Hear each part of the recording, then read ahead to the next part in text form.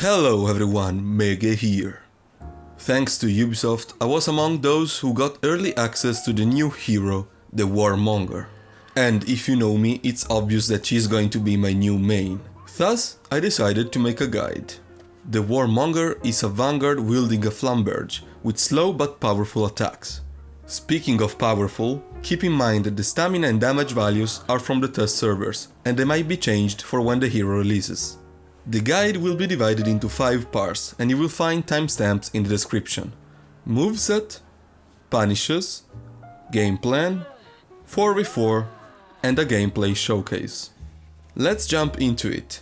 And remember, if you enjoyed the video, please consider leaving a like and commenting to really help the channel, and subscribe for more content. Starting with light attacks, they are 500 millisecond fast and deal 12 damage for the opener and 13 damage for the chain version. They are also enhanced, meaning they won't bounce on an opponent's guard. This is important because it will allow you to go into your mix-up even if the opponent blocks the light attack. Side heavy attacks deal 29 damage and top heavy attacks deal 32. The top heavy attack chain version deals 38, while the side heavy attack chain version deals 35.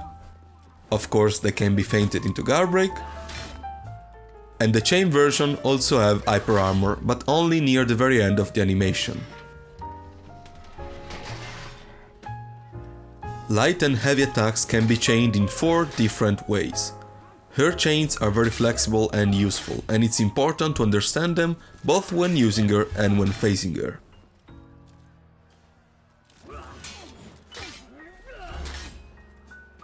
Warmonger's zone attack deals 13 damage and is 500 millisecond fast. It also counts as a heavy chain opener.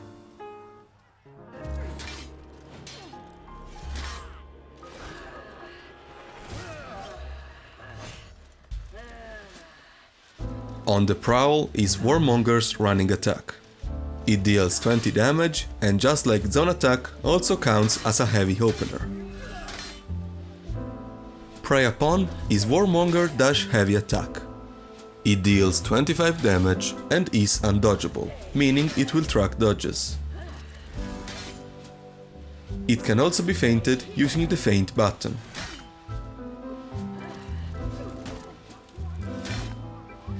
And, just like zone attack and on the prowl, it counts as a heavy opener.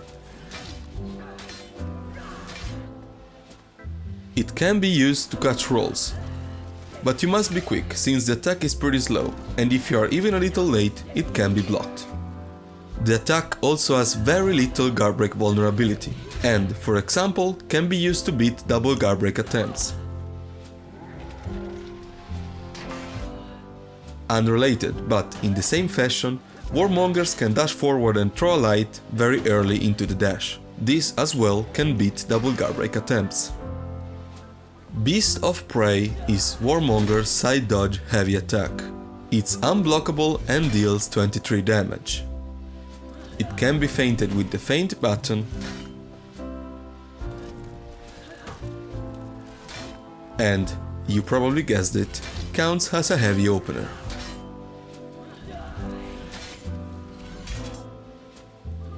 Just like Tiandi's dodge attack, Beast of Prey can be guard broken pretty easily. You can also slightly delay the attack into the dodge.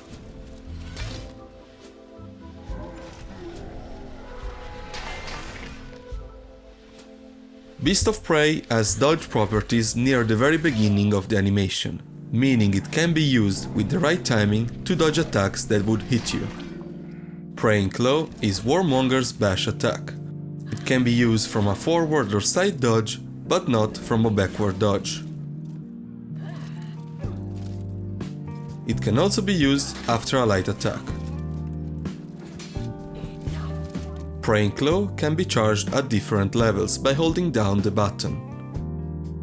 The full charge will have hyper armor.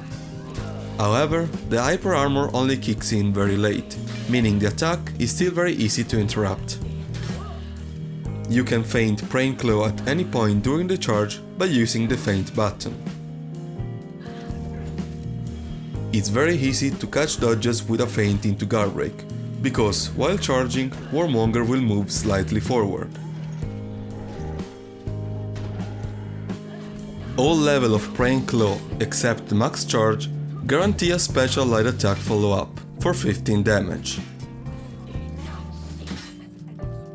Max charge Praying Claw guarantees instead a heavy attack follow-up for 35 damage.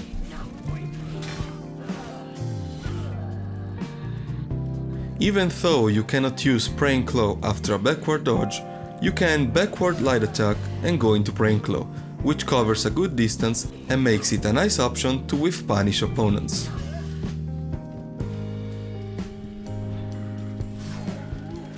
Regular Praying Claw has pretty low recovery, meaning if the opponent opts for a dodge attack, they need to be pretty quick or risk getting parried.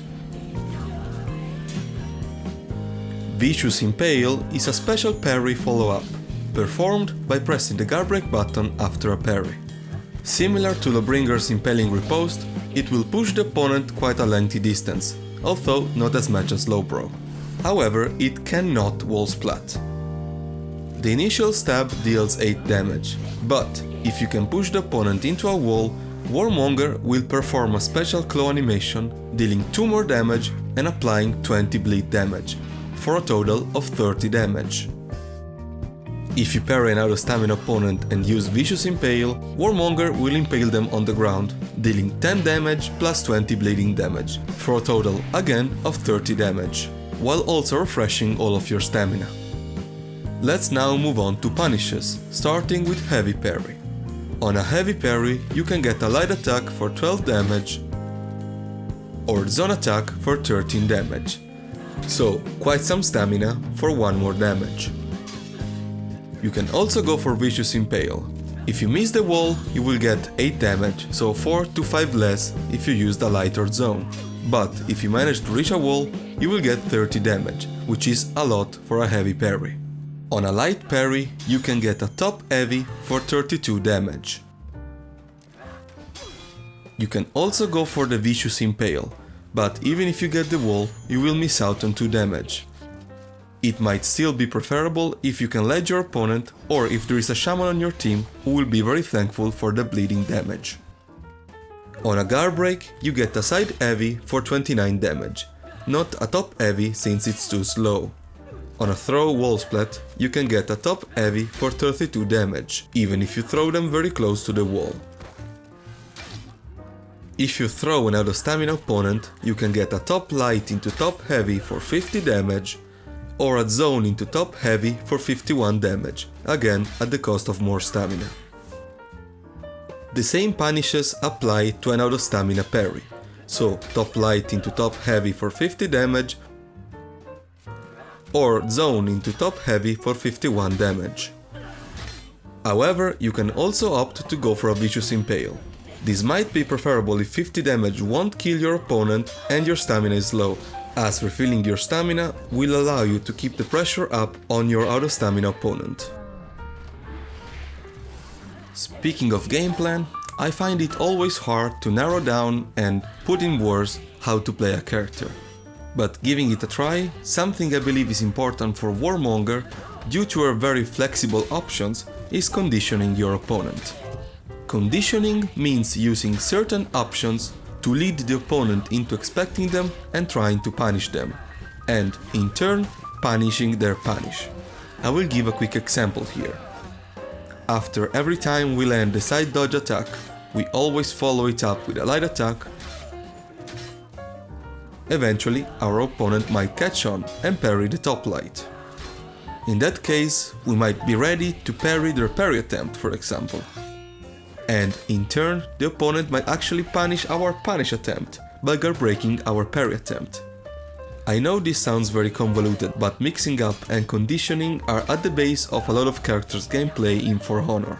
And again, I feel like it's especially important for Warmonger due to her great flexibility in attacking.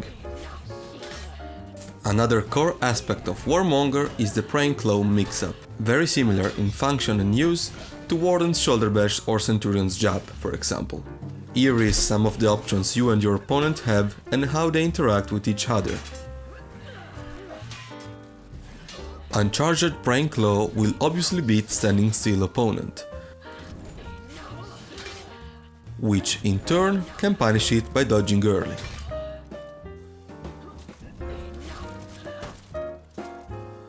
Charged Praying Claw will beat early dodges.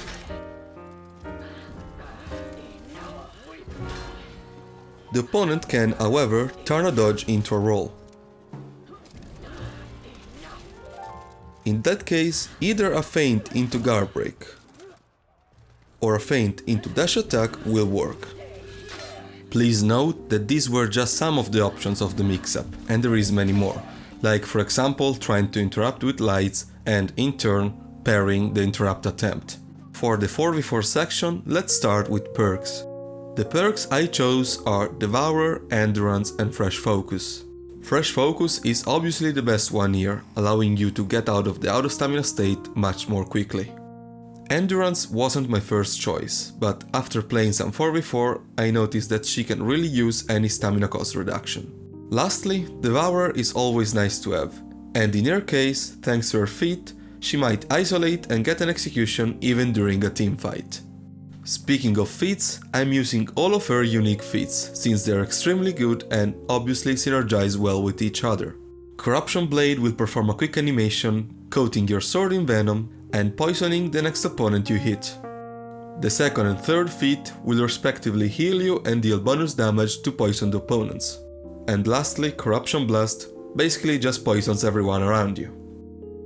Once you have unlocked at least your second feat, using the poison in a 1v1 might still be a good idea.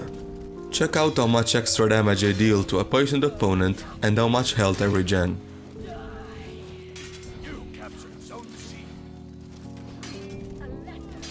But where her poison is especially dangerous is against multiple opponents. A poisoned opponent will take damage over time when he has allies nearby. And not only that, the allies nearby will also take the damage, even if they're not poisoned. Because of this, in a fight, try to kill the poisoned opponent last, because when they die, the poison effect will go away. Also note that minions count as allies, so poisoning an opponent in the minion lane will quickly dispatch of the minions.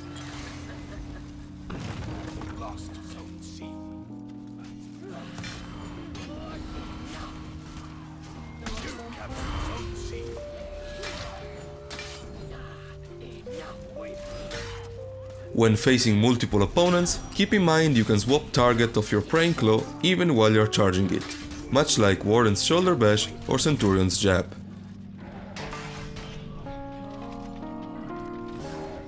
And now, just some quick gameplay showcase of me versus them. I hope you guys enjoyed the video and found the guide useful. If you did, again, do consider leaving a comment and a like. Also, keep an eye out for the pinned post below, which I will update with any changes on punishes or something I might have missed or future patches. I will see you all next time and I hope you have a good day.